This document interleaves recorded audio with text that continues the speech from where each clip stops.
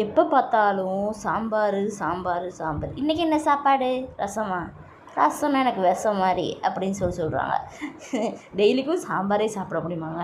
என்றைக்காவது ஒரு நாள் ரசத்தில் எவ்வளோ நன்மைகள் இருக்குதுன்னு யாருக்கும் எதுவுமே தெரிய மாட்டேது. பின்னாடி தான் எல்லாமே தெரியும் போல இருக்குது.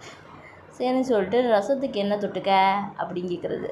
வெண்டைக்காய் தவிர வேறு எந்த காயுமே இல்லையா உனக்கு அப்படின்னு. டெய்லிக்கும் சாம்பாருக்கு போடுற காயே போட்டு சாம்பாரே வச்சு பருப்பே கடைஞ்சி கொடுத்தா சாப்பிட்டுட்டே இருப்பாங்க போல இருக்குது. சரின்னு சொல்லிட்டு ரசத்துக்கு என்னென்ன தேவையோ அது எல்லாத்தையுமே போட்டு வச்சிடலாம். ஈஸியாக அது வைக்கலாங்க. சிம்பிளாக நம்ம செய்கிறத எப்படி கஷ்டமாக எப்படி நமக்கு வேலை கொடுக்கணும் அப்படின்னு சொல்லிட்டு யோசிச்சு கஷ்டமான வேலையாக கொடுக்குறது. சாம்பார்னால் கஷ்டமான வேலை, அதுதான் நமக்கு கொடுப்பாங்களாம். சரின்னு சொல்லிட்டு சரி இதுக்கு என்ன தொட்டுக்கா அப்படின்னு சொல்லி கேட்குறாங்க. வெண்டைக்காய் அப்பளம் பண்ணணும். ஏன் முட்டை செய்யலையா அப்படின்னு கேட்பாங்களாம். வெண்டைக்காய் அப்பளம் இறங்கவே இறங்காது, முட்டை தான் சாப்பிடுவாங்களாம். சரி இந்த வீடியோ முடிச்சுக்கோ, நாளைக்கு பார்ப்போம். பாய்.